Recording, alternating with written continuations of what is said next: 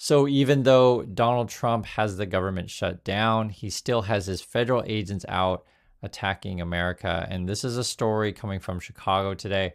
ICE agents rappel from helicopters in overnight raid, dragging kids from beds to U-Hauls. And I want you to see some locals describing it. They took everyone and then asked questions later. They just treated us like we were nothing. Patricia Fisher says she came out to the hallway of her apartment complex on the corner of 75th and South Shore Drive in her nightgown around 10 Monday night, only to find ICE agents yelling police. It was scary because I've never had a gun put in my face. They asked my name and my date of birth and asked me did I have any warrants, and I told them no, I didn't. She says she was then handcuffed and released around 3 a.m. Fisher says she was told if anyone had any kind of warrant out for them, even if it was unrelated to immigration, they would not be released. Citizen-At video shows the chaotic scene overnight. Trucks and military-style vans were used to separate parents from their children. Other neighbors say they saw agents destroying property to get in the building. And they had a big 15-inch chainsaw with a round blade on it cutting this fence down. We're under siege. We're being invaded by our own military. So as the one gentleman described, we're under siege by our own military. And again, this was the headline from Chicago. ICE agents repel from helicopters in overnight Chicago raid, dragging kids from beds to U-Hauls. And if you're not familiar with the term U-Haul, it's like a rental vehicle. The one they show in the video here is like a budget van, but it's the same as a U-Haul. Basically, they're used to move furniture. It's essentially what these are for, and they're using this. The ICE people are using it to move people, I guess, separate kids from their parents. This is also the headlines, and I mean, honestly, it doesn't even seem real to me. I'll just be frank with you guys. But when you see the images and you see the people talking about it, unfortunately, it is real. 800 arrests amid Chicago immigration blitz of helicopters and midnight raids. So this is just one story in one building. I think it must be way bigger than even we know, because it's so hard to report all of this stuff. Inside the Chicago apartment building raided by ICE. Led 300 federal officials to that apartment complex. Some even rappelled down from Blackhawks onto the rooftop in order to help secure that perimeter. Now, they were administration. Now, it was the biggest show of force that we've ever seen on the ground here. We had agencies, FBI, Border Patrol, ICE, and ATF all involved here, and they were all looking for targets in that same exact building. It was a 5-story building. It was a tall task for them, and anything could have gone wrong. And the way that the people talk about it, and this would be the MAGA people or the Trump people as a whole, they'll dismiss it. They'll act like, the people that they're arresting are all criminals, or they're not even human sort of language. I'll just be frank with you guys. It's sick. And there's a sickness right now in USA, and you really have to show people what's happening. I know it's not pleasant to look at this stuff, but you want to know what's going on. These are your fellow human beings. These are people in Chicago, and essentially they're using military style helicopters and then dropping from the helicopters, breaking windows using chainsaws, dragging kids from their beds. I just want to make sure it's clear what's happening here. And this is just one event that there could be a lot more that we don't even know about. Now we're talking about the Super Bowl, and I know it's transitioning, but you have to put this all together of like the culture in the USA, how it's becoming mainstream to see the ICE agents everywhere. And that's sort of what Trump's goal is, to like get you used to seeing, military on the streets and ICE agents raiding everyone. Like they want you to think that's normal. And I'm just here to tell you, this is not normal at all. Listen to how they talk about it. What do you guys think about the NFL's decision to name Bad Bunny as the Super Bowl halftime performer, somebody who has not scheduled shows in the U.S. because he says that he's worried that ICE is going to come and arrest his fans?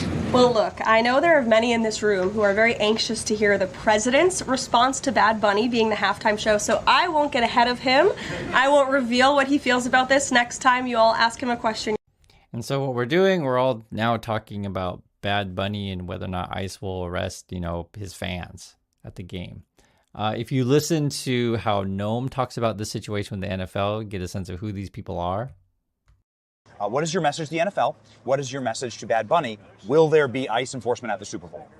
There will be, because the Department of Homeland Security is responsible for keeping it safe.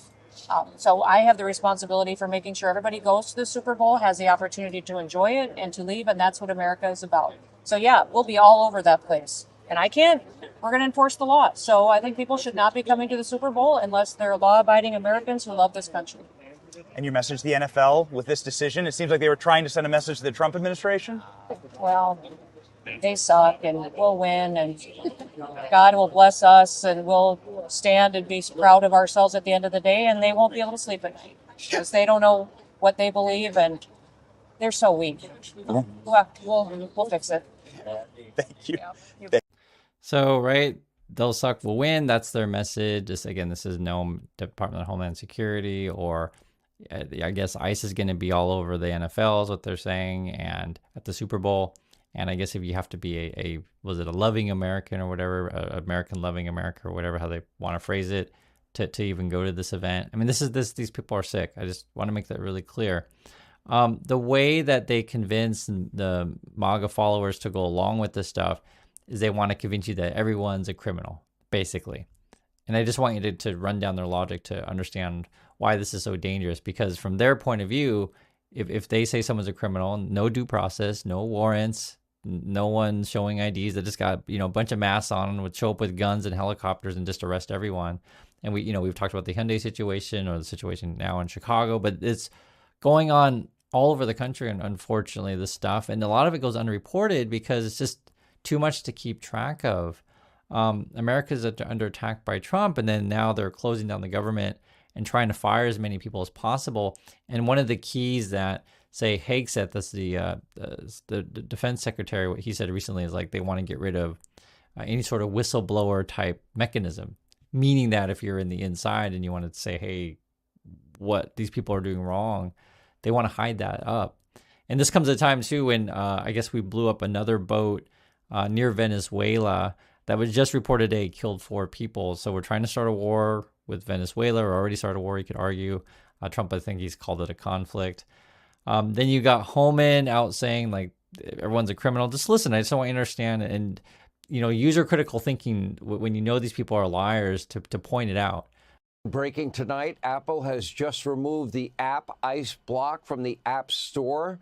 Now, the program allowed users to post the location of ICE agents, which, as the Attorney General Pam Bondi pointed out, put them in serious danger.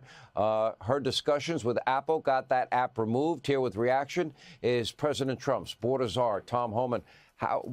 So what they were talking about is, I guess they were apps on the App Store that were able to track ICE agents, etc. I know already there are hacker groups out there who are, basically trying to amass the ICE agents. This is going to be a big fight. And already, say, in California, I don't know if it's other states as well, but in California, they're saying if ICE comes to California, you can't wear a mask to hide your identity. So this is sort of what this stuff is all about, is do we want Donald Trump's, secret police, Gestapo people coming around and arresting everyone the way that they're doing in Chicago? And I'm showing you homing because I just want you to hear the language for themselves, for yourself, like what they actually say, and you'd be the decision how trustworthy these people are.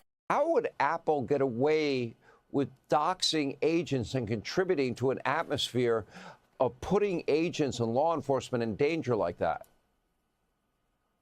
I mean, they shouldn't, and I think they took it down because what Pam Bondi said, they're going to investigate these people who put these apps up, because it puts law enforcement at great risk. People need to remember, ISIS, they're not just out arresting illegal aliens. I look at the numbers every morning. 70%, 7 out of every 10, are criminals, and the other 30% include national security threats. To give anybody a heads up, that ISIS is working right now on 14th Street and Broadway. If you're a criminal in that area, there's going to be that population, that percentage is going to prepare for ICE to come, and someone's going to get hurt. Someone's going to get killed. They gave a heads up to the bad guy. Someone's about to knock at your door. And the disturbing thing about this stuff is like it doesn't feel like America. I mean, do you guys see what's happening to the country? It's awful, and I just want people to open their eyes to this stuff. And don't be surprised if they come knocking on your door. I mean, like, even the woman in the beginning was like, I've never had anyone point a gun at my face. I mean, it's like, these are just regular people, living out their lives. And essentially what this all ends up being, it's a big show by Trump and his people, a show of force. They want to scare people, intimidate people.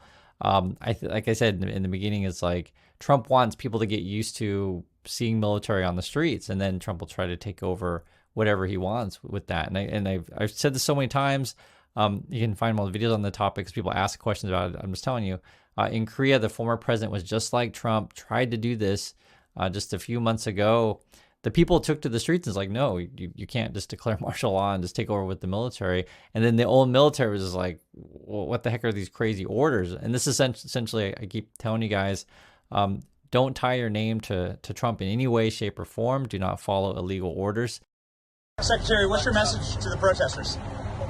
There's consequences for breaking the law and for jeopardizing our law enforcement and while they're doing their work. And we're glad we've got people that'll step up, like these guys that are here today, making sure that they're conducting operations and doing so safely.